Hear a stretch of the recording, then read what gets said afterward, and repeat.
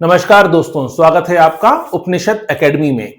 दोस्तों, आज हम चर्चा करेंगे बड़े ही महत्वपूर्ण टॉपिक पर जो हमारे यूजीसी नेट के सिलेबस में यूनिट नंबर 4 का महत्वपूर्ण टॉपिक है। इससे पहले हम मलिन बस्तियों के बारे में टॉपिक कवर कर चुके हैं यूनिट नंबर 4 में। आज हम देखेंगे मध्यम वर्ग और गेटेड सोसाइटी का मतलब क्या होता है, ये गेटेड कम्युनिटी का मतलब क्या होता है। इन दोनों ही अवधारणाओं को समझने और जानने का प्रयास करेंगे। चलिए तो शुरुआत करते हैं आज के लेक्चर की। जल्दी से जल्दी जुड़ते जाइए, सुबह के 8 बज चुके हैं और 8 बजे हमारा लेक्चर शुरू हो चुका है। सबसे पहले हम बात करते हैं मध्यम वर्ग यानी मिडिल क्लास। ठीक है, तो मिडिल क्लास को तो इकोनॉमिक्स में भी पढ़ा जाता है, बहुत बड़ा योगदान है मिडिल क्लास का, और आपके समाजशास्त्र में भी पढ़ा जाता है। लेकिन मिडिल क्लास इकोनॉमिक्स में जब हम मिडिल क्लास पढ़ते हैं तो हम केवल इसको इकोनॉमिक फैक्टर के या इकोनॉमिक पर्सपेक्टिव में चीजों को देखते हैं, लेकिन समाजशास्त्र में हम पूरी सामाजिक संरचना को देखने का प्रयास करते हैं। मिडिल क्लास का सामाजिक संरचना में क्या स्थान है। तो समाजशास्त्र में अगर हम देखें तो मिडिल क्लास एक ऐसी कैटेगरी है, एक ऐसी सामाजिक आर्थिक श्रेणी है जो समाज के उच्च वर्ग और निम्न वर्ग के बीच में विद्यमान है। नाम से स्पष्ट है, जो उच्च वर्ग और निम्न वर्ग के बीच में स्थित है, अपर क्लास और लोअर क्लास के बीच में स्थित है। ये ना तो बहुत बड़े उद्योगपति हैं, ना तो करोड़पति लोग हैं, और ना ही ऐसे लोग हैं कि कल के खाने के बांधे हैं। ऐसा भी कंडीशन नहीं है कि आज खा लिया कल है ही नहीं, ये कंडीशन भी नहीं है। यहाँ तो बहुत बड़े अरबपति भी नहीं है, करोड़पति लोग भी नहीं है, और ना ही एकदम सड़क पर बैठे हुए हैं। ये बीच की अवस्था में है, जिनके पास बेसिक नीड पूरी करने की क्षमता है। यही है हमारा मिडिल क्लास, और दुनिया भर में मिडिल क्लास इसी तरह से देखा जाता है। ठीक है, अब मिडिल क्लास की बात होती है तो हमेशा मार्क्स का विचार तो आएगा, क्योंकि मार्क्स ने केवल 2 वर्गों की बात करी है। अब ये 2 वर्ग कौन से हैं? एक है बर्जुआ जो पूंजीपति है, दूसरा सर्वहारा जो मजदूर है, श्रमिक है, किसान है, लेबर है। लेकिन एक तीसरा वर्ग भी है जिसे मार्क्स ने क्या नाम दिया? छोटा बर्जुआ वर्ग। वहीं से क्वेश्चन बनता है कि मार्क्स वैसे मिडिल क्लास की अवधारणा की बात नहीं करते, लेकिन मार्क्स भी जानते हैं कि एक ऐसा वर्ग है जो वकील है, शिक्षित है, ठीक है, प्रोफेसर है, टीचर है, डॉक्टर है। ये वो वर्ग हैं जो मिडिल क्लास में आते हैं। ठीक है, जो कहीं ना कहीं प्रशासनिक अधिकारी हैं, ये सब अपने मिडिल क्लास में आते हैं, अपर मिडिल क्लास या मिडिल क्लास में आते हैं। क्लियर? इसी कारण से मार्क्स ने भले ही अलग से प्रावधान नहीं किया, या मार्क्स ने अलग से ही इनके बारे में अलग से उल्लेख नहीं किया, लेकिन एक शब्द का इस्तेमाल किया है मिडिल क्लास के लिए, वो है छोटा बर्जुआ वर्ग। तो हमारे एग्जाम के पॉइंट ऑफ व्यू से क्वेश्चन बन सकता है कि भाई मिडिल क्लास को या मध्यम वर्ग को छोटा बर्जुआ वर्ग की संज्ञा किसने दी है? कार्ल मार्क्स ने दी है। ठीक है, कभी कभी हम सोचते हैं कि यूजीसी नेट का पूरा पेपर ही एकदम कॉन्सेप्चुअल होता है और लेंथी होता है। ऐसा नहीं है। पेपर का 40 से 45% पेपर जो होता है बहुत ही सिंपल होता है, बहुत बेसिक क्वेश्चन पूछे जाते हैं, लेकिन दिमाग में हम ऐसा भर लेते हैं थिंकर पढ़ते पढ़ते कि हम समझते हैं कि पूरा पेपर ही कठिन होता है। ऐसा नहीं है। अगर आप पुराने पेपर उठा के देखिए पिछले 5 सालों के, तो आपको 40% पेपर फैक्चुअल डेटाबेस मिलेगा। लेकिन समस्या यह है कि हमने पढ़ा ही तक सीमित है कि वो डेटा हमें याद नहीं होता, तो वो डेटा भी हमें कठिन लगने लगता है। क्लियर? अब यहाँ पे आते हैं, एंट्री होती है मैक्स वेबर की। तो कार्ल मार्क्स का विचार तो समझ में आ गया कि कार्ल मार्क्स किसे मध्यम वर्ग कहते हैं या छोटा बर्जुआ वर्ग कहते हैं मध्यम वर्ग को। मैक्स वेबर कहते हैं कि ये पूरा वर्ग, मैक्स वेबर ने देखा जाए तो इस वर्ग के विकास की और इस वर्ग की विशेषता की दोनों की स्पष्ट कर दिया अपनी एक ही परिभाषा में। मैक्स वेबर कहते हैं कि वह वर्ग है जिसके पास बाजार स्थिति, मार्केट सिचुएशन और विशेष कौशल होता है, स्पेशल स्किल्ड होती है, ये पढ़ा लिखा होता है। ठीक है, किसी प्रकार की कोडिंग जानता है, किसी प्रकार का बिजनेस की स्किल्ड होती है, व्यापार करने की स्किल्ड होती है, इसके पास अच्छी हायर एजुकेशन होती है। ये अशिक्षित वर्ग नहीं है, अनपढ़ वर्ग नहीं है। यानी मैक्स वेबर ने देखा जाए तो 2 प्रकार की विशेषताएं बताई हैं मिडिल क्लास की। पहला, ये बाजार स्थिति से जुड़ा हुआ होता है, मार्केट सिचुएशन से। मार्केट की सिचुएशन कैसी है ये अपने आप को सब ढाल लेता है। ठीक है, अगर ऐसे औद्योगिकरण था तो उसने अपने आप को ढाल लिया। ये मजदूर नहीं बना लेकिन सुपरवाइजर बना, ये मालिक तो नहीं बना लेकिन बीच की अवस्था में आ गया। क्लियर? जब औद्योगिकरण हुआ तो बड़े पूंजीपति थे और उनके कारखानों में काम करने वाले मजदूर थे, लेकिन मिडिल क्लास ना तो पूंजीपति था ना तो मजदूर था, बल्कि मजदूरों के लिए क्या कर रहा था? उसने मजदूरों के लिए उनके बच्चों को पढ़ाने लिखाने का काम करना शुरू कर दिया, या मेडिकल इंजीनियरिंग का काम कर दिया, या मेडिकल का काम करने लगा, या किराना स्टोर व्यापार शुरू कर दिया, ट्रेडिंग शुरू कर दी, कारोबार कर दिया, एक्सपोर्ट इंपोर्ट करने लगा, या सामान को खरीदने बेचने लगा, लेकिन मजदूर की तरह काम नहीं किया। यानी हमेशा ये मार्केट सिचुएशन के हिसाब से डेवलप हो जाता है ये वर्ग। और दूसरा, इसमें एक स्पेशल स्किल्ड होती है, ये समय के हिसाब से क्या होता है, अपने आप को ढाल लेता है। 1991-92 में जो हमारे यहाँ एलपीजी पॉलिसी डेवलप हुई, औद्योगिक उदारीकरण, निजीकरण और वैश्वीकरण की, तो यही मिडिल क्लास सबसे ज्यादा तरक्की कर गया। इसी मिडिल क्लास ने सर्विस सेक्टर में एंट्री करी, इसी मिडिल क्लास ने आपके कंप्यूटर जॉब करी, इंजीनियरिंग करी, मेडिकल की पढ़ाई करी, फार्मा की पढ़ाई करी। यानी ये मिडिल क्लास ऐसा वर्ग है जो मार्केट सिचुएशन के हिसाब से अपने आप को ढाल लेता है, क्योंकि इसमें एक विशेष स्किल्ड होती है। ये दो विशेषता बताई हैं किसने, मैक्स वेबर ने। ठीक है तो ऐसे क्वेश्चन बन सकते हैं कि मैक्स वेबर एक मिडिल क्लास के बारे में क्या सोचते हैं। तो दो शब्द याद रखिएगा मैक्स वेबर के जब भी आप मिडिल क्लास पढ़ते हैं। कौन से, एक तो विशेष कौशल और एक मार्केट सिचुएशन यानी बाजार स्थिति। अब आते हैं भारतीय थिंक टैंक है, जैसे नीति आयोग हमारा थिंक टैंक है, ऐसे कई सारे आजकल संगठन हैं जो भारत की रणनीति, भारत के बारे में या भारत की आर्थिक पहलुओं से अध्ययन करते हैं। तो भारतीय थिंक टैंक है, इसका नाम क्या है, प्राइस।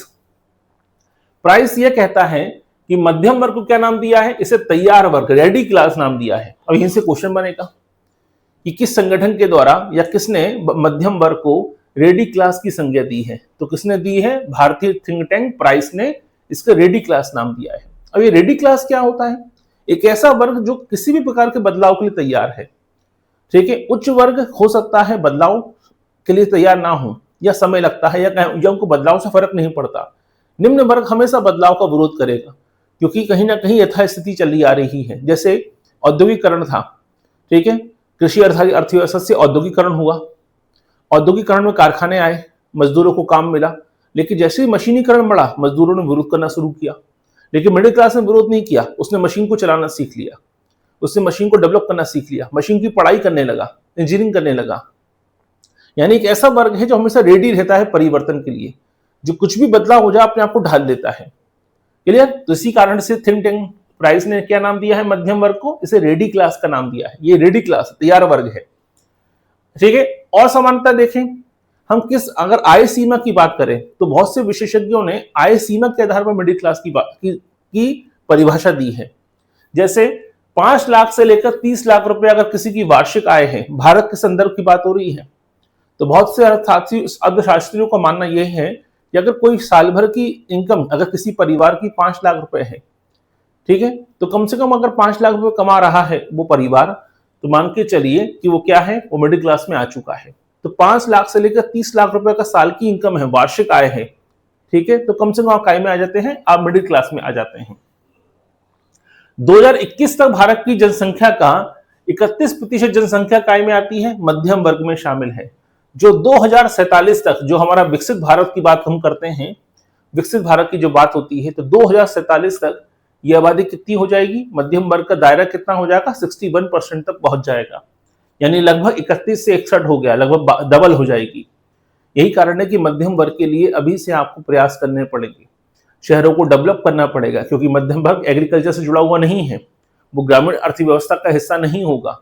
ठीक है, यही कारण है कि आपको मध्यम वर्ग के लिए जॉब क्रिएट करने पड़ेंगे, क्योंकि भारत की आबादी का 2/3 हिस्सा शिफ्ट हो जाएगा मध्यम वर्ग में। अभी तो 1/3 है, लगभग 31% है। ठीक है, आगे जाकर ये 61% हो जाएगा 2047 में। ठीक है, इसके अलावा मध्यम वर्ग को हम क्या कहते हैं, आकांक्षी वर्ग भी है अपने आप में। आकांक्षी वर्ग क्यों है, क्योंकि संभावनाओं से जुड़ा हुआ है, इसमें अभी ग्रो करने की बहुत भारी संभावनाएं हैं। यही कारण है कि सरकारें, दुनिया भर की सरकारें मिडिल क्लास पर ज्यादा फोकस क्यों करती हैं, क्योंकि आने वाले समय में जो स्किल्ड लोग होते हैं वो मिडिल क्लास से ही निकल के आते हैं। उच्च वर्ग जो है स्किल्ड नहीं करता है, वो उस वर्ग केवल अपने पैसे का इस्तेमाल करता है, वो उद्योग की स्थापना करता है और मिडिल क्लास में से वो स्किल्ड लोगों को निकालता है। यही कारण है ये आकांक्षी वर्ग है, ये हमें सब कुछ चाहता है, क्योंकि इसके पास एक बेसिक नीड पूरी कर चुका है, अब ये आगे बढ़ना चाहता है। निम्न वर्ग हमेशा अपनी बेसिक नीड पूरी करने में ही लगा रहता है जीवन पर्यंत। उच्च वर्ग की बेसिक नीड पूरी हो चुकी है, तो उनकी आकांक्षा अलग है, वो पैसा ही उनकी आकांक्षा है, पैसे को डबल करना, बिजनेस को एक्सपेंड करना। लेकिन इनकी बेसिक नीड पूरी हो चुकी है, लेकिन ये अभी और कुछ चाहते हैं, इसलिए इसको आकांक्षी वर्ग भी कहा जाता है। तो मिडिल क्लास के बारे में ये बेसिक इंफॉर्मेशन क्लियर होनी चाहिए। क्लियर, अब ये वर्ग की थोड़ी सी विशेषताओं को और देखिए। ये वर्ग केवल अपनी बुनियादी जरूरतें पूरी नहीं करना चाहता, क्योंकि बेसिक नीड तो पूरी कर ली, रोटी कपड़ा मकान तो उसके पास है, क्योंकि कम से कम 5 लाख और मैक्सिमम 30 लाख का अगर कमा रहा है कोई परिवार, उसकी वार्षिक आय है तो मिडिल क्लास में आ चुका है। तो अगर 5 लाख रुपए कोई व्यक्ति कमाता है, इसका मतलब ठीक है, तो लगभग आपके 40,000 रुपए महीना तो उसके परिवार में आ ही रहा है। तो 40,000 के चलते उसके बाद रोटी कपड़ा मकान की आवश्यकता, तो उसकी बेसिक नीड तो पूरी हो चुकी है। तो ये बुनियादी जरूरतें पूरी नहीं करना चाहता, बल्कि कहीं ना कहीं ये अपनी जीवन शैली को वैश्विक मानकों के अनुसार बनाना चाहता है। जो ग्लोबल स्टैंडर्ड है, कम से कम एक कार तो होनी चाहिए, कम से कम घर में वाईफाई तो होना चाहिए, कम से कम एक कहीं ना कहीं बाहर घूमने जाना चाहिए, कहीं ना कहीं फ्लाइट का टिकट लेने में सक्षम होना चाहिए, वंदे भारत में बैठने में सक्षम होना चाहिए। तो ये अपनी ग्लोबल स्टैंडर्ड के अनुसार अपनी लाइफस्टाइल को बेहतर बनाना चाहता है, ताकि घर में सभी प्रकार की इक्विपमेंट हो, घर में सभी प्रकार की सुविधाएं हो। भले घर छोटा हो लेकिन सारी सुविधाएं जरूरी हैं। तो बेसिक नीड की बात नहीं करता, रोटी कपड़ा मकान की नीड तो उसकी पूरी हो चुकी है। अब ये ग्लोबल स्टैंडर्ड के अनुसार अपने जीवन शैली को ढालने की कोशिश करता है। ठीक है, समाजशास्त्र में इस मध्यम वर्ग को क्या नाम दिया गया है? इसे नव मध्यम वर्ग नाम दिया गया है। क्यों? क्योंकि वर्तमान में जो मध्यम वर्ग है वो वैश्वीकरण और डिजिटल अर्थव्यवस्था की उपज माना जाता है। यानी जैसे जैसे ग्लोबलाइजेशन हो रहा है, मिडिल क्लास बहुत तेजी से फैलता जा रहा है। ठीक है, बड़े पैमाने पर हम देखते हैं कि डिजिटल अर्थव्यवस्था में आज भी मिडिल क्लास की सबसे बड़ी भूमिका है। पूरी की पूरी डिजिटल इकोनॉमी किस पर टिकी हुई है? मिडिल क्लास पर टिकी हुई है। स्वाभाविक सी बात है, क्योंकि स्मार्टफोन सबके पास आ गया, तो निम्न वर्ग के पास भी स्मार्टफोन है, लेकिन निम्न वर्ग उस स्मार्टफोन का इस्तेमाल काय में कर रहा है? केवल रील देखने में, शॉर्ट देखने में। अपर क्लास के पास जो स्मार्टफोन है वो केवल उनसे संपर्क करने का इस्तेमाल करता है, लेकिन मिडिल क्लास जो है वो स्मार्टफोन का इस्तेमाल अपने व्यावसायिक इस्तेमाल के लिए करता है। वो उसमें से कुछ क्रिएटिव निकालने की कोशिश करता है, इसको अपनी इनकम का सोर्स बनाने की कोशिश करता है। क्लियर? तो यही होता है नव मध्यम वर्ग, इसलिए कारण से इसको न्यू मिडिल क्लास का नाम दिया जा रहा है। ठीक है, तो ये बेसिक क्वेश्चन बनते हैं हमारे एग्जाम के पॉइंट ऑफ व्यू से। अब आते हैं मध्यम वर्ग की विशेषताएं क्या है, कैरेक्टरिस्टिक्स क्या है। तो मध्यम वर्ग की सबसे पहली विशेषता क्या है? मध्यम वर्ग की जो आय होती है वो स्थिर होती है और नियमित होती है। ठीक है, ये बड़े उद्योगपति नहीं है कि करोड़ों रुपए की इनकम हो रही है, नहीं, इनकी स्टेबल इनकम है। ऐसा भी नहीं कि आज 100 आपके दिहाड़ी मजदूर हैं कि आज कमा लिया कल खाने को नहीं है, ऐसा नहीं है। आय में स्थिरता होती है, स्टेबिलिटी होती है। ठीक है, और आय कैसी होती है? रेगुलर होती है। कहीं जॉब कर रहे हैं, ठीक है, या कहीं छोटा मोटा कारोबार कर रहे हैं, पैसा आता रहता है। ठीक है, ऐसा नहीं कि एकदम कल को खाने के बांधे हो गए, वो सिस्टम नहीं होता। NCARE, ठीक है, national council of applied economic research की 2016 की रिपोर्ट ये कहती है कि भारत में मध्यम वर्ग की मासिक आय 20,000 से लेकर 1 लाख के बीच मानी गई है। तो इससे स्पष्ट होता है कि ये बहुत करोड़ों पर नहीं कमाते महीने का, लेकिन अपनी बेसिक नीड तो पूरी कर लेते हैं। कम से कम 20, 25, 30, 35,000 रुपया आ जाता है इनके परिवार में। तो कहीं ना कहीं ये पहली विशेषता है कि इनकी आय नियमित होती है और स्थिर होती है। दूसरा, ठीक है, शिक्षा को यह वर्ग क्या मानता है? सामाजिक उत्थान की सीढ़ी मानता है। आपने हर मिडिल क्लास में देखा होगा, ठीक है, वो कोशिश हमेशा करता है कि बच्चों को अच्छे से अच्छे स्कूल में पढ़ाएं, ताकि बच्चे शिक्षित होकर ही कुछ कर पाएंगे। क्योंकि इनके पास कोई लमसम या करोड़पति नहीं है, इनके बच्चे नहीं पढ़ेंगे तभी बिजनेस चला लेंगे, ऐसा नहीं है। इनको मालूम है कि पढ़ाई लिखाई से ही वो सर्वाइव कर सकते हैं। नहीं करोगे तो फिर ये निम्न वर्ग में चले जाएंगे। तो ये निम्न वर्ग में ना जाना पड़े, इसीलिए शिक्षा को बड़ा महत्वपूर्ण मानते हैं। इसलिए मिडिल क्लास परिवारों में हमेशा क्या होता है? पढ़ाई लिखाई को ज्यादा फोकस होता है, क्योंकि ये शिक्षा को ही सामाजिक उत्थान की सीढ़ी मानते हैं। इनको मालूम है शिक्षा प्राप्त करके ही जीवन में कुछ बदलाव आ सकता है। बाकी अपने पास इतना पैसा तो नहीं है कि अपन कोई कारखाना लगा देंगे या कोई बड़ा बिजनेस शुरू कर लेंगे, इतना संसाधन तो नहीं होते हैं इनके पास। इसलिए इनको मालूम है कि सरकारी नौकरियां हैं, प्राइवेट जॉब हैं, ठीक है, या छोटा मोटा दुकान चलाना है, तो उसके लिए पढ़ाई लिखाई बहुत जरूरी है। इसके अलावा शिक्षा के आधार पर ये नौकरी, पेशा और सामाजिक प्रतिष्ठा प्राप्त करते हैं। इनके पास कोई दूसरा साधन नहीं है। ये नहीं कि भाई बहुत बड़े उद्योगपति के बेटे हैं या उद्योगपति हैं, समाज में इनको प्रतिष्ठा मिलेगी। इनको मालूम है कि शिक्षा के माध्यम से ही हमें क्या मिल सकता है? कोई नौकरी मिल सकती है, हम बैंक में ऑफिसर बन सकते हैं, हम इंश्योरेंस कंपनी में जा सकते हैं, हम डॉक्टर इंजीनियर बन सकते हैं। तो शिक्षा से ही इनको प्रतिष्ठा मिल सकती है, शिक्षा ही इनका इनकम का सोर्स है, शिक्षा ही इनका ऑक्यूपेशन बन सकता है। शिक्षा से ही कोई ना कोई समाज में प्रतिष्ठित दर्जा प्राप्त कर सकते हैं, कोई स्टेटस या परिस्थिति प्राप्त कर सकते हैं। ये नौकर आपके मिडिल क्लास की विशेषता होती है। इसके अलावा यूनेस्को की रिपोर्ट भी कहती है 2022 की कि भारत में जो उच्च शिक्षा में सबसे अधिक भागीदार किसकी है? सबसे अधिक भागीदारी भी मध्यम वर्ग के छात्रों की है, क्योंकि मिडिल क्लास जानता है कि शिक्षा ही उसका सामाजिक उत्थान कर सकती है। ठीक है, सीधी सी बात है। जैसे सुंदर पिचाई को देखिए, गूगल के सीईओ हैं, तो वो कोई अमीर घर के परिवार के सदस्य नहीं है, या उनके पिताजी को उद्योगपति नहीं थे, लेकिन उन्होंने अमेरिका तक पहुंच कर पढ़ाई लिखाई करके आज गूगल के सीईओ के पोस्ट पर हैं। तो मिडिल क्लास परिवार से निकलकर ही वहां तक पहुंचे हैं, क्योंकि उनके पास कोई खानदानी पैसा नहीं था, कोई उद्योगपति नहीं है, कोई खानदान आपके उद्योगपति परिवार में जन्म नहीं हुआ था, लेकिन उनकी एजुकेशन ने उनको वहां तक पहुंचाया है।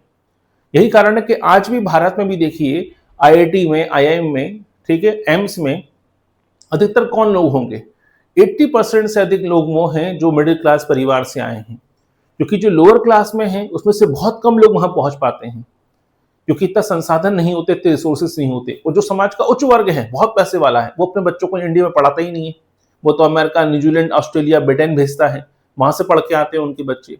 तो भारत के अधिकतर उच्च शिक्षण संस्थानों में, इंजीनियरिंग, मेडिकल कॉलेजों में, ठीक है, मैनेजमेंट कॉलेजों में, फार्मा कॉलेज में कौन पढ़ाई कर रहे हैं? ये मिडिल क्लास वर्ग है।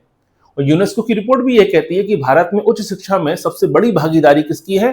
सबसे बड़ी भागीदारी है मिडिल क्लास परिवार की।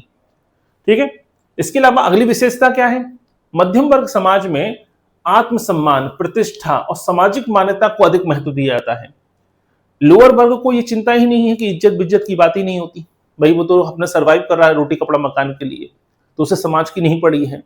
उच्च वर्ग समाज से ज्यादा लेना देना नहीं है, उच्च वर्ग अपनी ही क्लास में रहता है, अपने ही माहौल में रहता है, अपनी ही लॉबी में रहता है।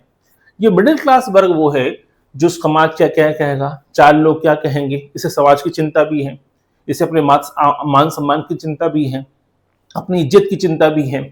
तो ये मध्यम वर्ग की सबसे बड़ी सामाजिक विशेषता होती है। ठीक है, ये वर्ग जो है परिवार, विवाह, रिश्तों में संरक्षणवादी दृष्टिकोण रखता है। ये पैसे के आधार पर तय नहीं करता है, ये अभी कहीं ना कहीं भावनाओं से जुड़ा होता है, फीलिंग से जुड़ा होता है, पारिवारिक मान्यताओं से जुड़ा होता है, वैवाहिक मान्यताओं से जुड़ा होता है। ये आज भी डरता है समाज की परंपराओं को तोड़ने में। ठीक है, तो ये मिडिल क्लास परिवार की या मिडिल क्लास की विशेषता होती है। इसके अलावा सामाजिक गतिशीलता, सबसे ज्यादा अगर सामाजिक गतिशीलता किसी में है तो वो मध्यम वर्ग में है। निम्न वर्ग में जब तक, क्योंकि शिक्षित कम होता है, तो निम्न वर्ग आगे बढ़ने की संभावना कम हो जाती है, उसकी सामाजिक गतिशीलता बहुत कम होती है। उच्च वर्ग में सामाजिक गतिशीलता निम्न स्तर की तभी होगी जब बहुत बड़ा लॉस हो जाए, अचानक से पूरा कारोबार ठप हो गया, ठीक है, तब उस कंडीशन में वो निम्न वर्ग में आएंगे, लेकिन समानता संभावना बहुत कम होती है। लेकिन मध्यम वर्ग में सामाजिक गतिशीलता बहुत ज्यादा है। ठीक है, कोई छोटा मोटा कारोबार कर रहे थे, अचानक से नौकरी चली गई, थोड़ा तुरंत उनकी सैलरी कम होती है और झटके से वो नीचे आ सकते हैं। या घर में कोई आईएएस अधिकारी बन गया, या डॉक्टर इंजीनियर बन गया, या थोड़ा सा बिजनेस चल पड़ा, तो अचानक से क्या हो जाते हैं, कोई दुकान चल पड़ी तो थोड़ा सा ऊपर स्थिति में आ जाते हैं। यानी ये हमेशा क्या होता है, ये सामाजिक गतिशीलता बहुत ज्यादा होती है। यानी पिताजी मान लीजिए छोटे स्कूल के टीचर थे या कोई सरकारी कर्मचारी थे, लड़का बन गया आईएएस, झटके से सामाजिक परिस्थिति बदल जाती है। यानी सामाजिक गतिशीलता मध्यम वर्ग में ज्यादा होती है, चाहे अप डाउन ऊपर की तरफ हो या नीचे की तरफ हो, अधोगामी हो या ऊर्ध्वगामी हो।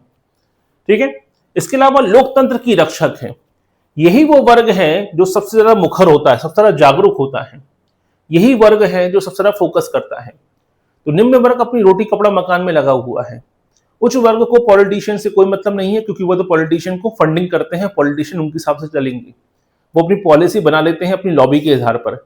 यही वो मिडिल क्लास वर्ग है जो शाम को 7 बजे से लेकर रात को 9 बजे तक, रात को 10 बजे तक टीवी देखता है, ठीक है, न्यूज की डिबेट सुनता है। चुनाव पर सबसे ज्यादा फोकस इस मिडिल क्लास वर्ग का होता है। एग्जिट पोल के नतीजे क्या हैं, इसको ज्यादा चिंता होती है। प्रधानमंत्री ने कह दिया गोल्ड मत खरीदो, इसकी क्षमता भी नहीं थी, लेकिन तब भी इस जागरूक हो गया कि हाँ नहीं खरीदेंगे।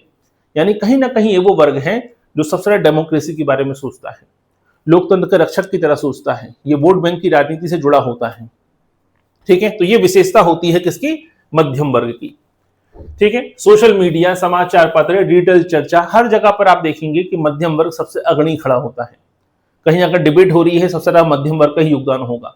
जो मजदूर है, ठेला चला रहा है, उसे कोई मतलब नहीं है दुनिया में कौन जीत रहा है, कौन सी पार्टी कहां जीत रही है। उच्च अपर वर्ग जो है, उच्च हायर क्लास के लोग जो है, एलिट क्लास के लोग हैं, उन्हें कोई परवाह नहीं है बंगाल में कौन आया, तमिलनाडु में कौन आया। ये मध्यम वर्ग है जो सबसे चर्चा करता है। ठीक है, तो ये कहीं ना कहीं जागरूक बहुत ज्यादा होता है, और इसकी यही जागरूकता इसकी लोकतंत्र में इस जनमत तैयार करने में अहम भूमिका निभाती है। ठीक है, इसके अलावा NCARE की रिपोर्ट भी कहती है कि भारत का जो मध्यम वर्ग है, ये तो हम देख चुके हैं, इनकी इनकम की बात हो रही थी। ठीक है, इसके अलावा मैकेंजी ग्लोबल इंस्टीट्यूट 2007 की रिपोर्ट कहती है कि मध्यम वर्ग जो है सबसे बड़ा कंज्यूमर वर्ग भी है। ये लाइन थोड़ी रिपीट हो गई है, इसको हटा सकते हैं, लेकिन मैकेंजी की रिपोर्ट बड़ी महत्वपूर्ण रिपोर्ट है। मैकेंजी की रिपोर्ट कहती है कि 2025 तक भारत का लगभग 60% उपभोग वर्ग, जो उपभोग है वो कौन करेगा? मध्यम वर्ग करेगा। ये 2007 में कहा था। आज से लगभग देखा जाए तो 19 साल पहले मैकेंजी ने अपनी इस रिपोर्ट में ये कहा था, 19 साल पहले, कि 2025, वो खत्म हो चुका है, 2025 तक भारत का 65% कंज्यूमर कौन होगा? मिडिल क्लास होगा। और आज हमें ये दिखाई दे रहा है। ये मिडिल क्लास जब अपना कंज्यूम करता है तो ही इकोनॉमी चल पाती है। इस मिडिल क्लास के पास अगर पैसा नहीं आया तो शायद डीमार्ट हो या बड़े बड़े शॉपिंग मॉल हो, सब डाउन हो जाते हैं, क्योंकि यही मिडिल क्लास वर्ग है जो शॉपिंग करता है, यही मिडिल क्लास वर्ग है जो बाजार घूमने जाता है, रेस्टोरेंट में खाना खाता है। क्योंकि उच्च वर्ग के लोग अपने लिमिटेड बड़े रेस्टोरेंट 5 स्टार में जाते हैं, लेकिन जो छोटे रेस्टोरेंट चल रहे हैं, टपरी पे चाय चल रही है, ठीक है, ठेले वाले पे खाना, जो रेडी पे खाना खाने जा रहे हैं, ठीक है, कभी कभी शाम को टहलने समय, या पूरे जो घूमने फिरने का काम है, ये सब कुछ मिडिल क्लास पे टिका हुआ है। क्योंकि उच्च वर्ग जाएगा विदेशों में घूमने, ये मिडिल क्लास वर्ग है जो 4 धाम की यात्रा भी करेगा, जो जगह जगह घूमने भी जाएगा पर्यटन के रूप में। यानी सबसे बड़ा कंज्यूमर कौन है? मिडिल क्लास है अपने आप में। क्लियर? इसी कारण से मैकेंजी की रिपोर्ट कहती है कि 2025 तक 65% कंज्यूम कौन कर रहा है? मिडिल क्लास कर रहा है। इसलिए मध्यम वर्ग को क्या कहते हैं? कंज्यूमर क्लास भी कहा जाता है। भारत में मारुति ने इस अप्रैल के महीने में 2.5 लाख कारें बेची। तो मारुति कारें क्या कोई अरबपति खरीदेगा? नहीं। ठीक है, सीधी सी बात है, किसने खरीदी? मिडिल क्लास ने खरीदी।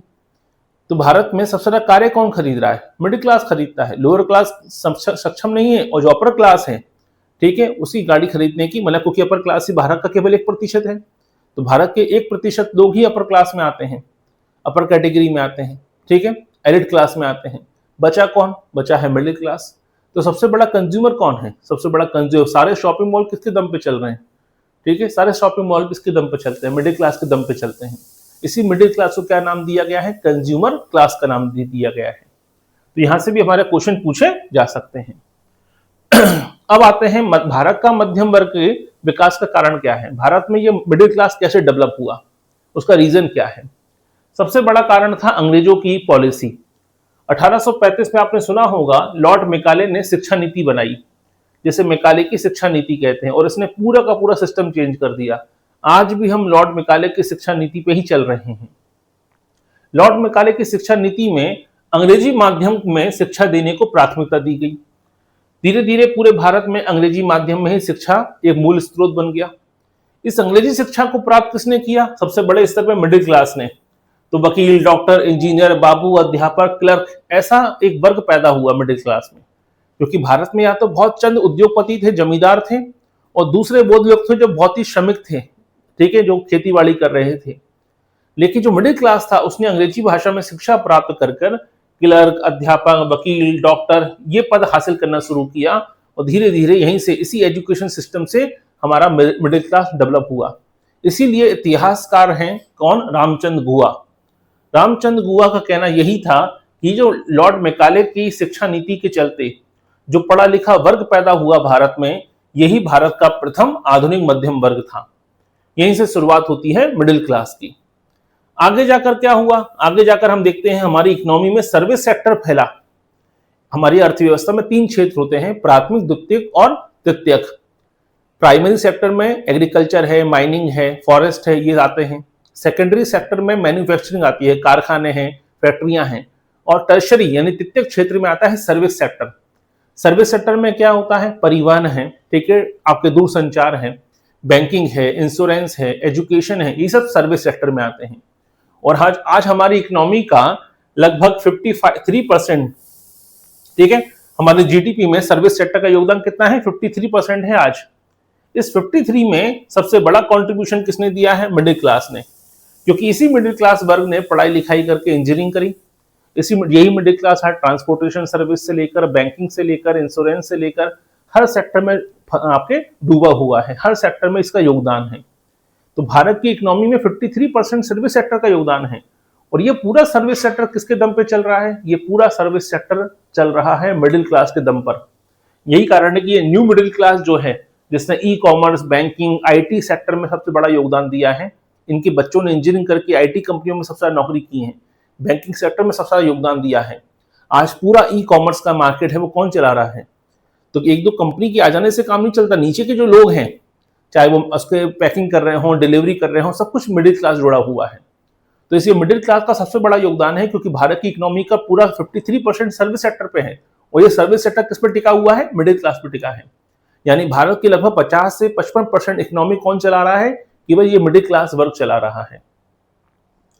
ठीक है। इसके अलावा डिजिटल क्रांति जब हुई, तो जब डिजिटल क्रांति हुई, इंटरनेट आया, ठीक है, लैपटॉप आए, डेस्कटॉप आया, लोगों ने मोबाइल फोन आए, तो दूरसंचार क्रांति में सबसे ज्यादा भागीदार कौन बना? सबसे ज्यादा भागीदार बना मिडिल क्लास। नेस्कॉम की 2023 की रिपोर्ट भी कहती है कि तकनीकी क्षेत्र में लगभग 54 लाख लोग काम कर रहे हैं। कितने लोग काम कर रहे हैं? 54 लाख से अधिक लोग प्रत्यक्ष रूप से काम कर रहे हैं। इसमें सबसे बड़ी भागीदारी किसकी है? मध्यम वर्ग की। ये मध्यम वर्ग की रीढ़ है। ठीक है। तो नेस्कॉम की रिपोर्ट भी कहती है कि जो डिजिटल क्रांति हुई, इसमें सबसे बड़ा योगदान किसका रहा? सबसे बड़ा कंज्यूमर बन के उभरकर सामने आया, सबसे बड़ा तकनीकी वर्ग उभरकर सामने आया, वो मिडिल क्लास था। जनगणना 2011 की जनगणना की बात हम करें तो भारत की 31.16% जनसंख्या कहां रहती है? शहरों में रहती है। 1951 में कितनी थी? केवल 17%। और आज शहरों में हम देखते हैं कि 32% लोग लगभग शहरों में रहते हैं। इसका मतलब शहरी क्षेत्रों में मध्यम वर्ग क्या हुआ? ये शहरीकरण जो बढ़ा, इस शहरीकरण ने ही मध्यम वर्ग पैदा किया। यानी जैसे जैसे शहरों का विकास हुआ, वैसे वैसे ग्रामीण क्षेत्रों से पलायन भी बढ़ा। शहरों में शिक्षा की अच्छी व्यवस्था थी, स्वास्थ्य की अच्छी व्यवस्था थी, अच्छी रोजगार की अपॉर्चुनिटी थी, रोजगार के अवसर थे। तो ऐसे में मिडिल क्लास को एक प्रकार से ऐसा माहौल मिला कि जहां वो फैल सकता था। यानी आसान भाषा में कहें तो शहरीकरण ने भी कहीं ना कहीं हमारे मिडिल क्लास वर्ग को पैदा करने में, मिडिल क्लास को डेवलप करने में योगदान दिया है। ठीक है। तो सरकारी कर्मचारी हो, ठीक है, धीरे धीरे हम देखते हैं कि सरकारी कर्मचारी उभर कर सामने आए, क्योंकि सरकारी कर्मचारी कहाँ रहेंगे? शहरों में रहते हैं। स्वाभाविक सी बात है, किसी गांव में सरकारी कर्मचारी नहीं रहता है, शहरों में सरकारी कर्मचारी रहते हैं। शहरों में फैक्ट्रियां लगती हैं, शहरों में डिजिटल क्रांति हुई, शहरों में ही सर्विस सेक्टर की कंपनियां होती हैं। तो जैसे शहरीकरण बढ़ा, वैसे वैसे हमारा मिडिल क्लास भी बढ़ता चला गया।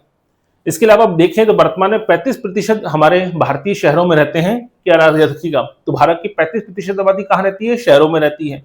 2035 तक ये कितनी हो जाएगी? 43% आबादी कहाँ रहेगी? शहरों में रहेगी। और इसमें सबसे बड़ा कौन होगा? सबसे बड़ा होगा मध्यम वर्ग। यानी जैसे जैसे शहरीकरण का विस्तार होगा, वैसे वैसे हमारा मध्यम वर्ग भी क्या होता जाएगा?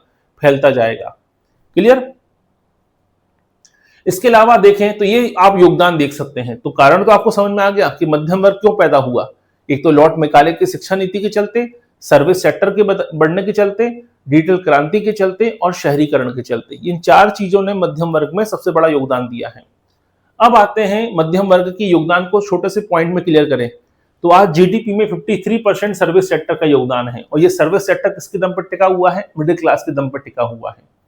ठीक है। 2047 तक 100 करोड़ मध्यम वर्ग लोग होंगे, क्योंकि 2047 तक भारत की आबादी 150 करोड़ होगी, जिसमें से 100 करोड़ आबादी किसकी होगी? मध्यम वर्ग की होगी।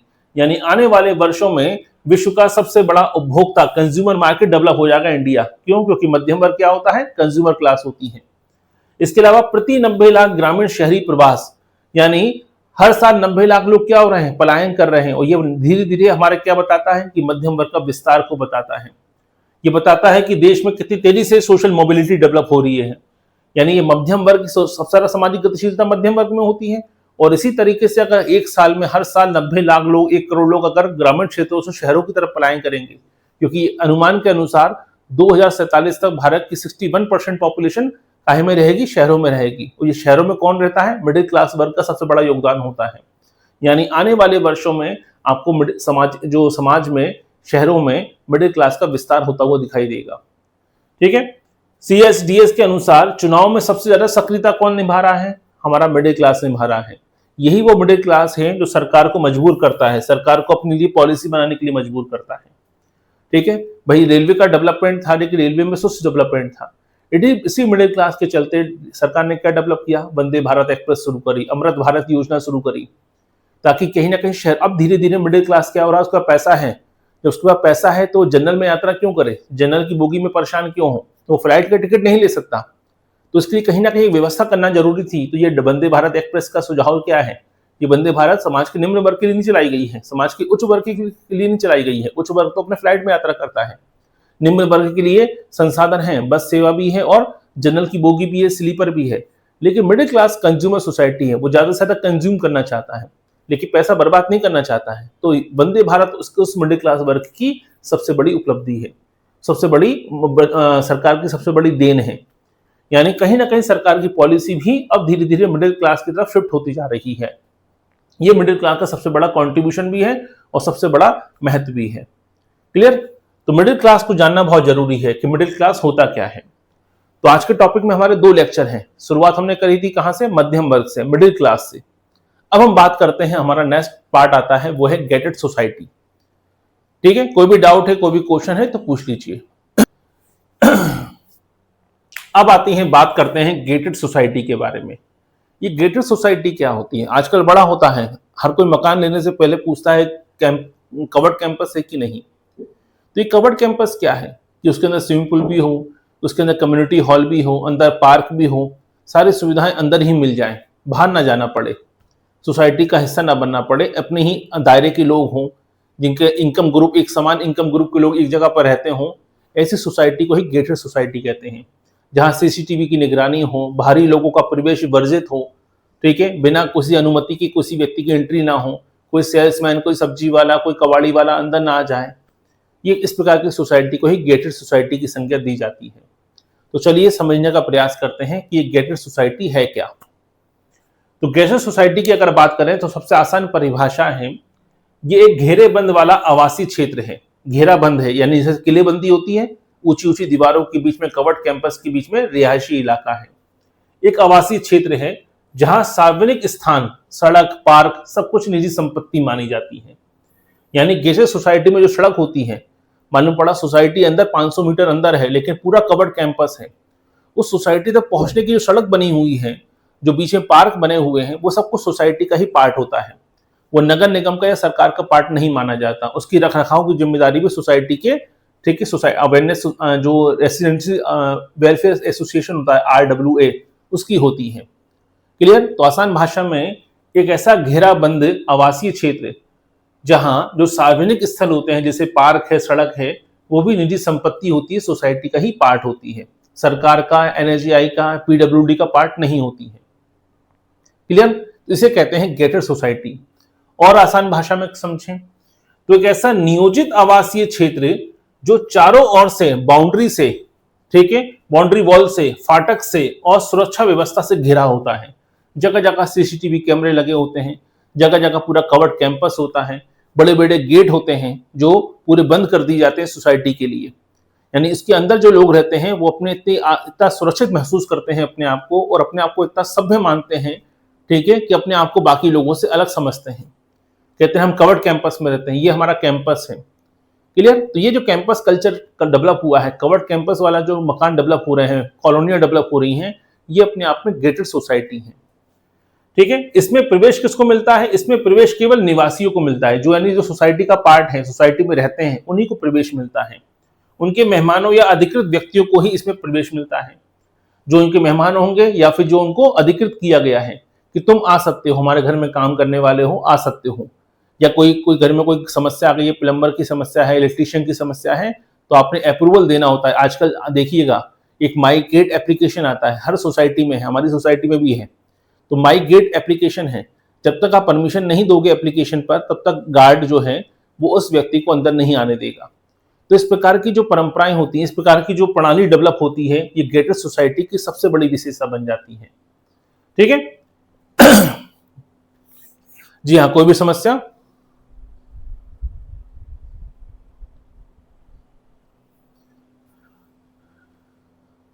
जी हाँ, जरूर, कोई दिक्कत नहीं। नोटिफिकेशन आया है, अच्छी बात है।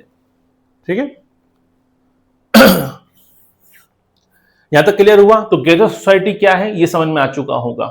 आपके शहर में भी गेटेड सोसाइटी डेवलप हो रही है धीरे धीरे।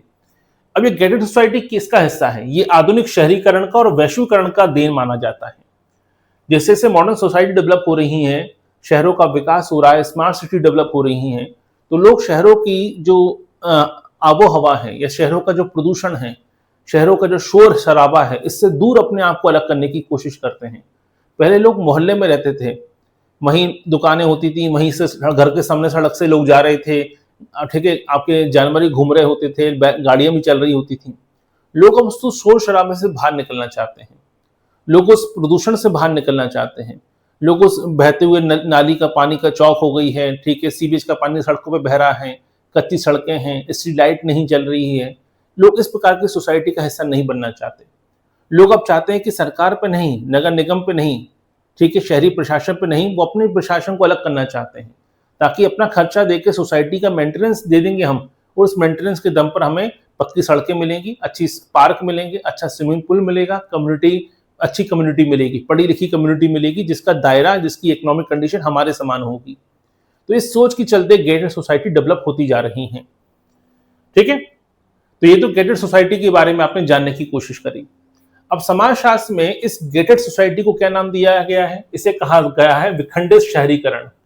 यहीं से क्वेश्चन बनता है कि गेटेड सोसाइटी को विखंडित शहरीकरण किसने नाम दिया है? ये नाम दिया है स्टीफन ग्राहम और साइमन मॉर्विन ने। तो स्टीफन ग्राहम और साइमन मॉर्विन ने गेटेड सोसाइटी को क्या नाम दिया? ये नाम दिया विखंडित शहरीकरण। विखंडित शहरीकरण क्यों? क्योंकि विखंड हो रहा है, खंड खंड बट रहा है, यानी शहर अब कैंपस में डेवलप होता जा रहा है।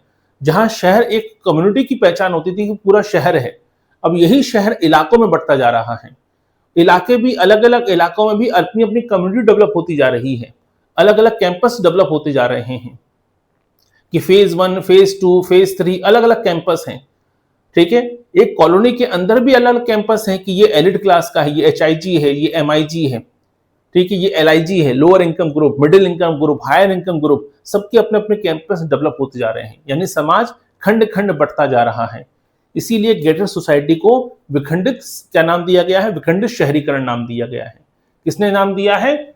स्टीफन ग्राहम और साइमन मॉर्विन ने। क्लियर? अब ये जो गेटेड सोसाइटी होती है, इसमें समाज का निम्न वर्ग का कोई महत्व नहीं होता, निम्न वर्ग को स्थान नहीं मिलता, क्योंकि मकान महंगे होते हैं, अपर क्लास के लिए बने होते हैं, ठीक है, एलिट क्लास के लिए होते हैं। इसलिए जो अपर मिडिल क्लास है और जो उच्च वर्ग है, वही लोग इस गेटेड सोसाइटी का पार्ट बन पाते हैं। समाज का निम्न वर्ग यहाँ अपनी सेवा दे सकता है, झाड़ू पोछा कर सकता है, खाना बना सकता है, प्लम्बर का काम कर सकता है, या आपके इलेक्ट्रिशियन का काम कर सकता है, लेकिन इस सोसाइटी का पार्ट नहीं बन सकता। सोसाइटी में केवल अपर मिडिल क्लास, जो इनकम, जिसकी इनकम अच्छी खासी है, गवर्नमेंट ऑफिसर हैं वो, या फिर अब समाज का जो एलिट क्लास है, उच्च वर्ग है, वही गेटेड सोसाइटी का पार्ट बन पाता है। इसके अलावा गेटेड सोसाइटी अब केवल आवास नहीं, बल्कि जीवन शैली का प्रतीक बन चुका है। लोग अपने आप को बताते हैं हम कौन सी कॉलोनी में रहते हैं, हम इंग्लिश विला में रहते हैं, ठीक है, हम एन्क्लेव में रहते हैं, तो अपने आप को वो जीवन शैली का प्रतीक है, यानी आपका सोसाइटी ही आपका रिप्रेजेंटेशन बन चुका है। ठीक है, आपको रिप्रेजेंट करती है, आपको सोसाइटी से आप अपने आप को रिप्रेजेंट करते हैं।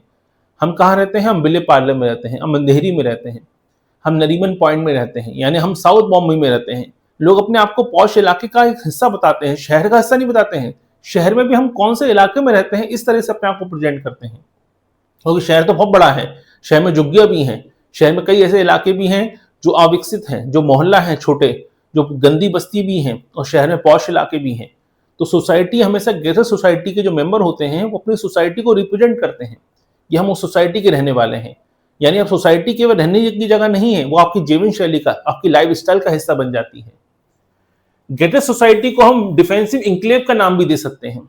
डिफेंसिव इंक्लेव क्यों? क्योंकि यहाँ पर अमीर वर्ग अपने लिए सुरक्षित और नियोजित क्षेत्र बनाता है, डिफेंसिव होता है, बाहर वालों को किसी प्रकार की एंट्री नहीं देता है, केवल अपने जैसे एलिट क्लास के लोग ही इसमें शामिल होते हैं। इसमें समाज का निम्न वर्ग शामिल नहीं होता, इसमें समाज का लेबर क्लास शामिल नहीं होता, यानी एक समान इनकम ग्रुप वाले, जिनकी इनकम ग्रुप समान है, जो एक समान लेवल के लोग हैं, वही शामिल होते हैं। इसलिए इसको डिफेंसिव इंक्लेव का नाम दिया जाता है।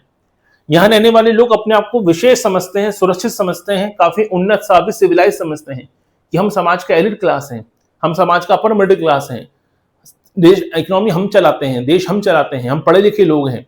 अपने आप को बड़ा सिविलाइज, अपने आप को बड़ा ही उन्नत समझना, ठीक है, यही जो होता है, यही गेटेड सोसाइटी की विशेषता है और यहाँ रहने वालों की विशेषता होती है।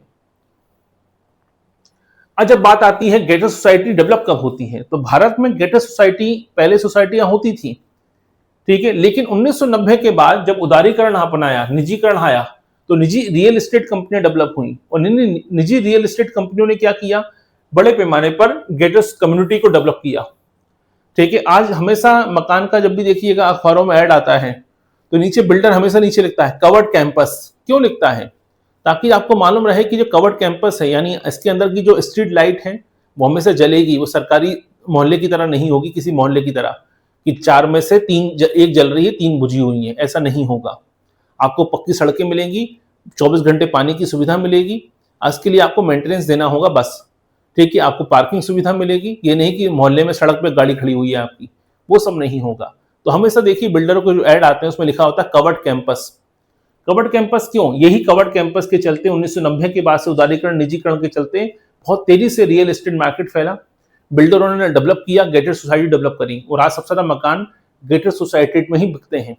हर व्यक्ति सोसाइटी में किसी मकान लेने से पहले ये पता करता है कि कवर्ड कैंपस है कि नहीं है, क्योंकि वो सरकार पर डिपेंडेंट नहीं होना चाहता, वो शहरी प्रशासन पर निर्भर नहीं होना चाहता। उसको चाहता है 24 घंटे पानी में रहे, ठीक है, आपके जनरेटर की सुविधा हो या लाइट न जाए, 24 घंटे ऊर्जा की आपूर्ति हो, स्वच्छता बनी रहे, आसपास सफाई बनी रहे, पार्किंग सुविधा हो, अंदर कम्युनिटी हॉल भी हो, ठीक है, पार्क हो, स्विमिंग पूल हो, सब कुछ हो, मुझे बाहर न जाना पड़े किसी भी सर्विस के लिए, किसी भी सेवा के लिए। तो ये डेवलप हुआ 1990 के बाद उदारीकरण के चलते, निजीकरण के चलते। महानगरों में हम देखें, दिल्ली में एनसीआर, मुंबई, बेंगलोर, पुणे में आईटी और मल्टीनेशनल कंपनियों की जो कर्मचारियों की संख्या बढ़ी, तो ऐसे में क्या हुआ, हायरिंग का ग्रुप डेवलप हुआ। मेट्रो शहर डेवलप हुए तो मेट्रो शहर में काम करने वालों की सैलरी अच्छी खासी थी।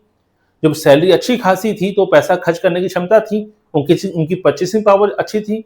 इसी परचेसिंग पावर का लाभ उठाया बिल्डरों ने और उन्होंने कवर्ड कैंपस देने की शुरुआत करी। और जो लोग अच्छी खासी लाइफ जी रहे हैं, जिनका लाखों रुपए की सैलरी है, वो अपने आप को थोड़ा सिविलाइज समझते हैं, वो मोहल्ले के चक्कर में नहीं पड़ना चाहते, वो उस माहौल में नहीं रहना चाहते, वो स्वच्छ लाइफ जीना चाहते हैं। तो ऐसे में उनकी मांग, पैसा था तो डिमांड क्रिएट हुई, और डिमांड जब क्रिएट हुई तो गेटेड सोसाइटी का दौर डेवलप हुआ। ठीक है। अब गेटेड सोसाइटी में 4 लक्षण होते हैं, इन 4 लक्षणों को समझ लीजिए, ये गेटेड सोसाइटी का मूल 4 लक्षण है। पहला लक्षण होता है सामाजिक स्तरीकरण। गेटेड सोसाइटी में क्या होता है, जो मध्यम उच्च वर्ग के लोग होते हैं इसमें समानता, ठीक है। इनमें वर्गीय विभाजन होता है, जाति का विभाजन नहीं देखने को मिलेगा, क्योंकि ज्यादातर लोगों की जो होता है एक क्लास होती है, तो उसमें समानता अपर मिडिल क्लास और समाज का जो उच्च वर्ग होता है वो इसका हिस्सा होता है। तो सामाजिक स्तरीकरण में इस गेटेड सोसाइटी में निम्न वर्गों को बाहर कर दिया जाता है, और जो मध्यम उच्च वर्ग होते हैं, ठीक है, उसमें भी वर्गीय विभाजन हो जाता है। तो मालूम पड़ा एक सोसाइटी के अंदर भी ब्लॉक हैं, A block, B block, C block. A block जो है वो हायर इनकम ग्रुप है, जिसमें 3 BHK 4 BHK बड़े मकान हैं, घर का साइज बड़ा है, फ्लैट का साइज। बी ब्लॉक है, उसमें थोड़ा और छोटा है, सी ब्लॉक है, थोड़ा और छोटा है, यानी है तो कवर्ड कैंपस, उसमें भी इनकम के बेसिस पर अलग अलग ब्लॉक बन जाते हैं, अलग अलग वर्ग बन जाते हैं। दूसरी महत्वपूर्ण होती है इनकी विशिष्ट पहचान।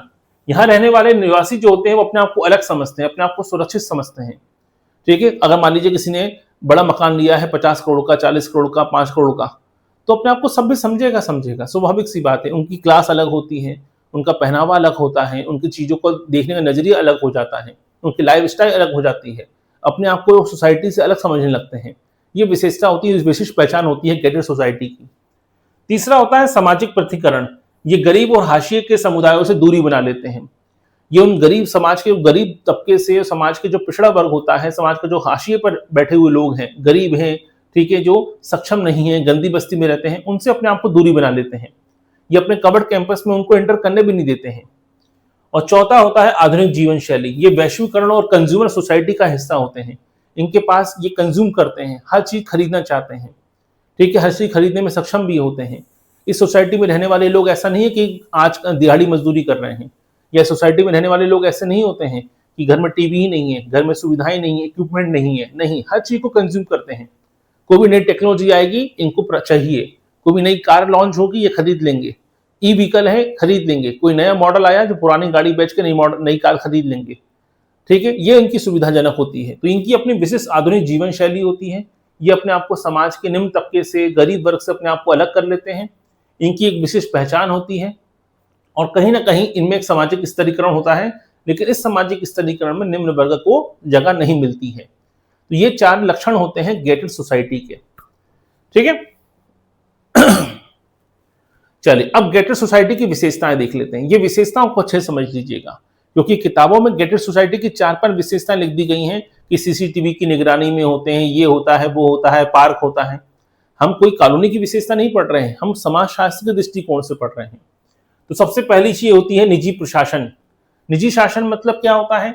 गेटेड सोसाइटी में राज्य की, नगर निगम की भूमिका कम होती है और यहाँ पर RWA रेसिडेंस वेलफेयर एसोसिएशन सबसे महत्वपूर्ण होता है, क्योंकि साफ सफाई से लेकर, बिजली से लेकर, पार्कों से लेकर सबका रख रखाव करने की जिम्मेदारी RWA की होती है।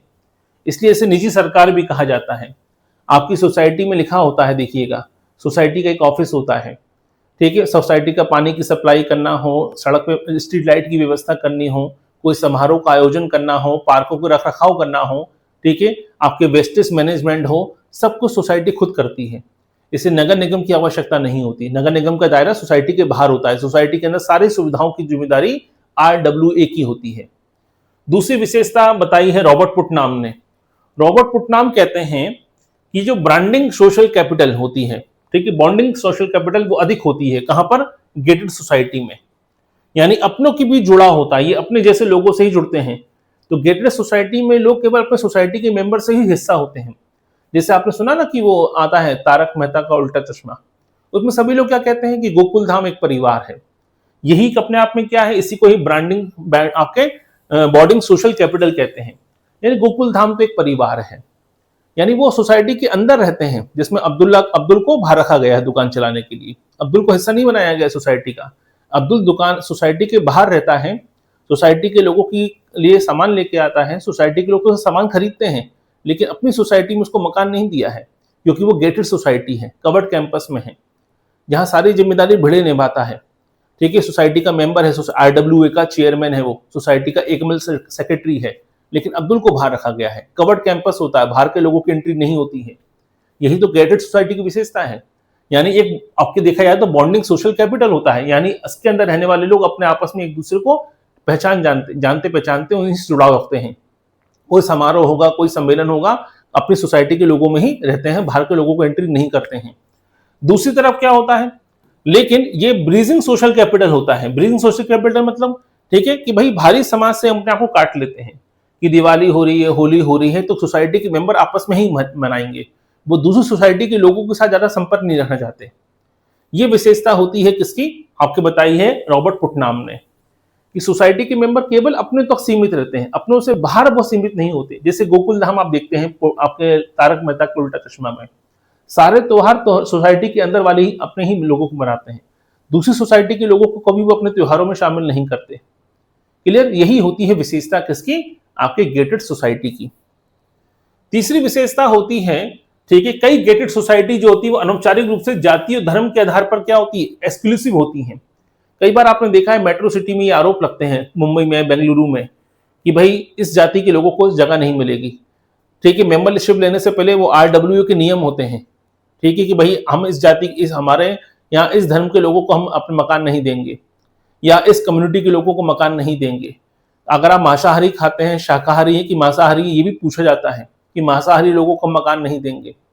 तो कई सोसाइटी ऐसी हैं जाति और धर्म के आधार पर क्या होती हैं? कहीं ना कहीं अपने आप को विशिष्ट कर लेती हैं, एक्सक्लूसिव होती हैं, यानी कुछ समुदायों को और कुछ धर्म के लोगों को बाहर कर देती हैं, जगह नहीं देती हैं। इसके अलावा एनरॉक और नाइट फ्रैंक की रिपोर्ट कहती है 2023 की कि भारत में टॉप 7 जो शहर हैं भारत के, जो दिल्ली है, मुंबई है, बेंगलुरु है, कोलकाता है, चेन्नई है, ये टॉप 7 स्टेट जो है, सिटीज जो है भारत की, 2020 के बाद से यहाँ पर गेटेड अपार्टमेंट की मांग 40% तक बढ़ी है। ये बताता है कि भारत में गेटेड सोसाइटी किस तरह से प्रसारित हो रही है। 40% से ज्यादा डिमांड किसकी आई है? गेटेड सोसाइटी की। यानी 10 लोग अगर मकान खरीद रहे हैं तो 10 में से 4 लोग ऐसे लोग हैं जो गेटेड सोसाइटी की मांग चाहते हैं, जो गेटेड सोसाइटी में ही शामिल होना चाहते हैं। वो ओपन मार्केट में या खुले में जो प्लॉट होते हैं, मकान होते हैं, वो नहीं चाहते हैं। सब लोग चाहते हैं गेटेड सोसाइटी का हिस्सा बनना। कोविड-19 के बाद क्या हुआ? नियंत्रित वातावरण था, प्रदूषण का स्तर था, या कहीं ना कहीं बीमारी फैल रही थी, तो गेटेड सोसाइटी की मांग और तेजी से बढ़ी, क्योंकि लोगों ने देखा कि जब हम भीड़ में रहते हैं, मोहल्ले में रहते हैं, तो वहां पे स्वच्छता संभव नहीं हो पाती। गेटेड सोसाइटी में साफ सफाई होती है, लोगों का संपर्क एक दूसरे से कम होता है, लोग किसी समारोह के समय ही मिलते हैं, नॉर्मली रोज ज्यादा चर्चा नहीं होती है, ठीक है। तो अपने आप को हाइजीन रखना सबसे संभव हो पाता है गेटेड सोसाइटी में। तो कोविड-19 के बाद से हम देखते हैं कि गेटेड सोसाइटी की मांग बहुत तेजी से बढ़ी है, ठीक है। इसके अलावा गेटेड सोसाइटी के भीतर काम करने वाला जो वर्ग होता है, सफाई कर्मचारी होता है, गार्ड होता है, वो अदृश्य होते हैं, यानी वो सोसाइटी का पार्ट में नहीं होते हैं। वो काम तो सोसाइटी के लिए करते हैं। ग्रेटर सोसाइटी में साफ सफाई करना हो, वेस्टेज मैनेजमेंट हो, पार्कों के रखरखाव हो, स्विमिंग पूल को साफ करना हो, प्लम्बर है या इलेक्ट्रीशियन है, वो सब सोसाइटी को सेवा देते हैं, लेकिन कभी उन्हें अदृश्य माना जाता है। यानी किसी भी समारोह में कोई समारोह होगा, कोई काम होगा, उन लोगों को बाहर रखा जाएगा। क्लियर, याद रखिएगा। यानी उन्हें कभी भी उस समाज का उसका हिस्सा नहीं माना जाता, यानी उनकी सेवा ली जाती है, लेकिन उनकी कभी शामिल नहीं करते हैं। यानी जो बाई आ रही खाना बनाने वाली या साफ सफाई करने वाली ग्रेटर सोसाइटी के सभी परिवारों में जाएगी, लेकिन ग्रेटर सोसाइटी कभी उसे अपना हिस्सा नहीं मानेगा। ये विशेषता होती है ग्रेटर सोसाइटी की। इसके अलावा यहाँ पर होता है सोशल पोलराइजेशन कहते हैं। ग्रेटर सोसाइटी में अमीर और गरीब के बीच की सामाजिक और भौतिक दूरी बहुत ज्यादा होती है, क्योंकि ग्रेटर सोसाइटी की अपने आप की जीवन शैली है। ग्रेटर सोसाइटी अपने आप को बड़ा ही सभ्य और काफी उन्नत मानती है, सिविलाइज मानती है। इसलिए समाज के जो हाशिए पर लोग हैं, गरीब वर्ग है, पिछड़ा वर्ग है, उससे अपने आप को दूरी बना के रखते हैं। आम लोगों की एंट्री नहीं हो पाती है। कई बार आपने देखा कि ग्रेटर सोसाइटी में कोई व्यक्ति चंदा मांगने नहीं जाएगा, क्योंकि ग्रेटर सोसाइटी अपने धार्मिक कार्यक्रम अपने ही सोसाइटी के भीतर करती है। उससे मोहल्ले से, उसके आसपास के कॉलोनी से कोई मतलब नहीं है। क्लियर, यही डेवलप हो रहा है ग्रेटर सोसाइटी कल्चर। अब आते हैं गेटेड सोसाइटी को लेकर कई सारे विचार हैं और पेपर यहीं से बिगड़ता है। अधिकतर क्वेश्चन गेटेड सोसाइटीज जो हैं वो थिंकरों के विचारों से पूछे गए हैं। सबसे महत्वपूर्ण विचार है सेट ओ एम लो का। सेट एम लो का विचार सबसे महत्वपूर्ण विचार है। इन्होंने बड़ी फेमस किताब लिखी है बिहाइंड द गेट्स। इसको याद कर लीजिए, ये जोड़ी मिलाने वाले क्वेश्चन में पूछी गई थी। यूजीसी नेट में 2019-20 का जो पेपर हुआ था उसमें जोड़ी बनाने वाले क्वेश्चन में किताब का नाम पूछा गया था। बिहाइंड द गेट्स पुस्तक के लेखक कौन है? बिहाइंड द गेट्स पुस्तक के लेखक हैं सेट एम लो। ठीक है, सेट एम लो, इन्होंने किताब लिखी। इन्होंने बड़ा महत्वपूर्ण शब्द दिया है, वो है भय की संस्कृति, कल्चर ऑफ फेयर। यानी गेटेड सोसाइटी क्या करती है? सुरक्षा के नाम पर सामाजिक विविधता से बचने की कोशिश करती है, अपने आप को सुरक्षित रखना चाहती है। वो समाज के मिडिल क्लास से या समाज के लोअर मिडिल क्लास से या निम्न वर्ग से, समाज की हिंसा से, समाज में प्रदूषण से, हर चीज से अपने आप को बचाने की कोशिश करती है। जगह जगह सीसीटीवी कैमरे लगा देगी, कवर्ड कैंपस बना लेगी, बाहर के लोगों से एंट्री बंद कर देगी। यानी कहीं ना कहीं भय की संस्कृति को पैदा करती है कि हमें अपराध भी ना हो, अपराधी भी हमारे आपके कैंपस में ना आ जाए। ठीक है, गंदगी भी ना आ जाए, हाइजीन में बनी रहे, साफ सफाई बनी रहे, समाज का निम्न वर्ग से हमारा कोई संपर्क ना हो। इस प्रकार की भय की संस्कृति पैदा होती है। तो यहाँ पे से भय की संस्कृति को रिप्रेजेंट किया है किसने? आपके सेट ओ एम ले। तो सेट एमलो ने एक किताब लिखी बिहाइंड द गेट्स, और इसमें इन्होंने ये बताया कि मध्यम वर्ग सुरक्षा के नाम पर क्या करता है। ये मिडिल क्लास या अपर मिडिल क्लास या अपर क्लास सुरक्षा के नाम पर एक प्रकार से सामाजिक विविधता से अपने आप को दूर कर लेता है। ठीक है, उसी को नाम दिया है भय की संस्कृति। Clear, culture of fear. दूसरा विचार है एडवर्ड सोजा का। एडवर्ड सोजा ने किताब लिखी पोस्ट मेट्रोपोलिस। अब पोस्ट मेट्रोपोलिस पुस्तक के लेखक कौन है? क्योंकि ऐसी किताबें यूजीसी नेट की परीक्षा में जोड़ी बनाने वाले क्वेश्चन में पूछी जाती हैं। तो पोस्ट मेट्रोपोलिस किसने लिखी है? एडवर्ड सोजा ने लिखी है। अब ये एडवर्ड सोजा ने कहते हैं कि इन्होंने इसको क्या नाम दिया है? एडवर्ड सोसाइटी, जो गेटेड सोसाइटी है, इसे एक्सोपोलिस नाम दिया है। ठीक है, ये कहा है कि जो आपके गेटवे सोसाइटी होती हैं या गेटवे समुदाय होता है, ये किसका हिस्सा है? ये एक्सोपोलिस का हिस्सा है, जहां शहर का केंद्र बिखर जाता है। अभी तक तो लोग शहर के केंद्र में रहना पसंद करते थे। ठीक है, गरीब तबका शहर के बाहर रहता था और जो पैसे वाले लोग होते थे वो शहर के केंद्र में रहते थे।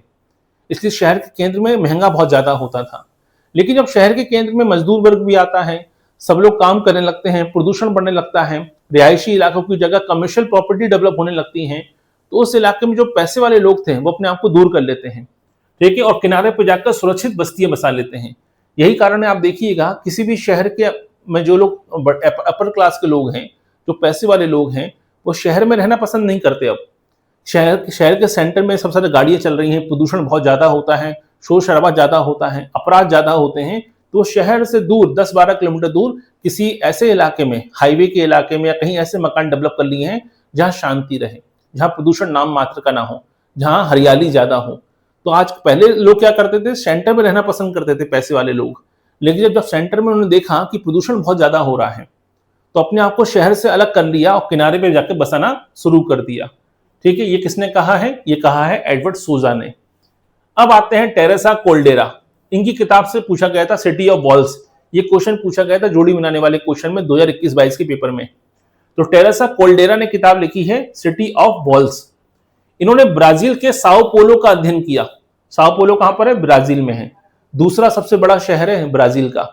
एक तो रियो डी जेनेरियो, ये पहले राजधानी था, बाद में ब्राजील ने अपनी राजधानी को चेंज कर लिया और नई राजधानी है ब्राजीलिया।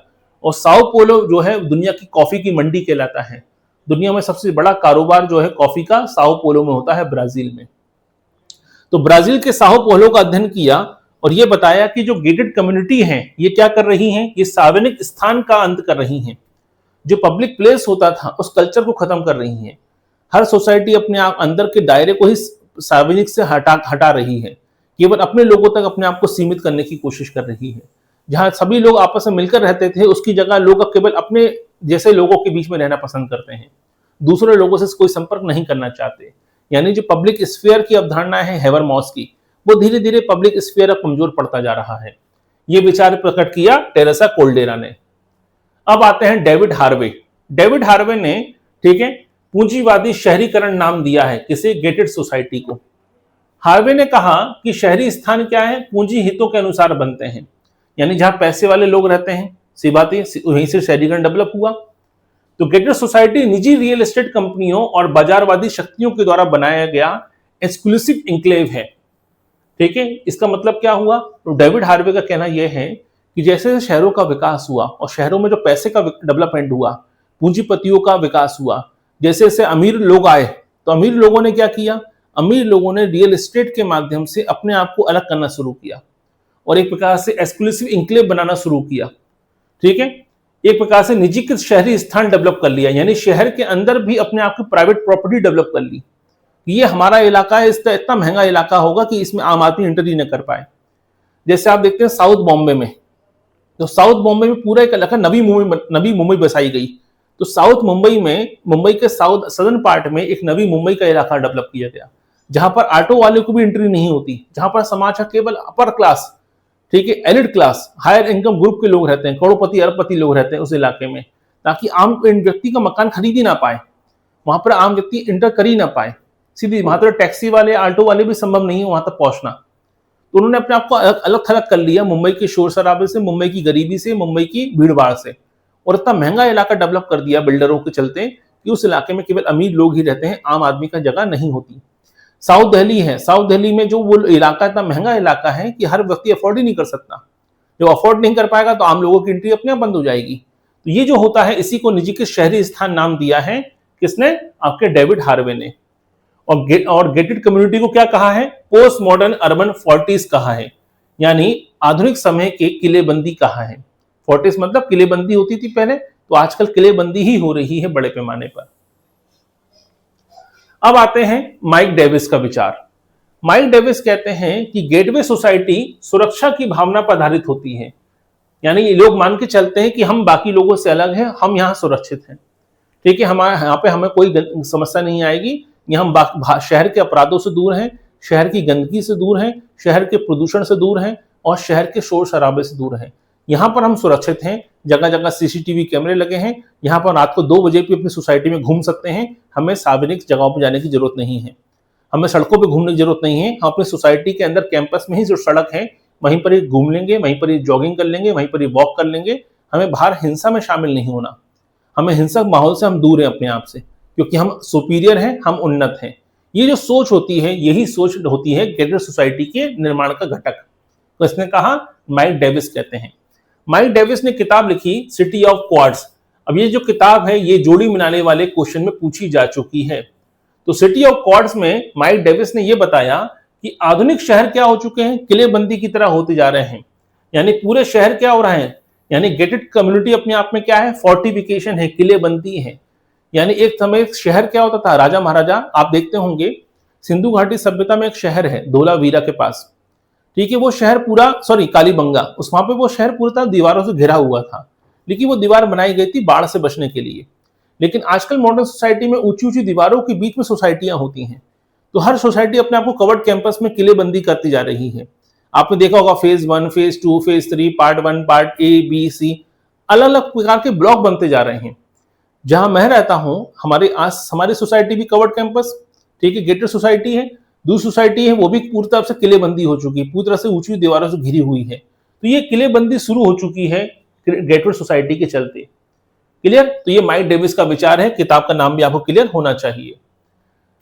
अब देखते हैं कुछ क्वेश्चन। ये वो प्रश्न है जो परीक्षा में पूछे जा चुके हैं। तो आज हमने पढ़ा किसके बारे में? यूजीसी नेट के यूनिट नंबर 4 के एक महत्वपूर्ण टॉपिक के बारे में पढ़ा। टॉपिक का नाम क्या था? वो था मिडिल क्लास और आपके गेटेड सोसाइटी। तो गेटवे सोसाइटी और मध्यम वर्ग यानी मिडिल क्लास के बारे में हमने जानने और समझने का प्रयास किया। चलिए दोनों टॉपिक से जुड़े हुए कुछ प्रश्न देख लेते हैं जो एग्जाम में आ चुके हैं। पहला क्वेश्चन है, अब याद रखिएगा ये क्वेश्चन ऐसे हुबहू ऐसे नहीं आए हैं। ये क्वेश्चन क्या होते हैं, कहीं जोड़ी बनाने में आ गया। अब जोड़ी बनाने वाले में एक आध किताब का नाम पूछ लिया, बाकी 3 किताबें कहीं दूसरे टॉपिक से आ गई, इसलिए मैंने वहां से क्वेश्चन निकाल के अपना क्वेश्चन बना दिया। यानी ये कहीं ना कहीं क्वेश्चन छुए गए हैं यूजीसी नेट के द्वारा।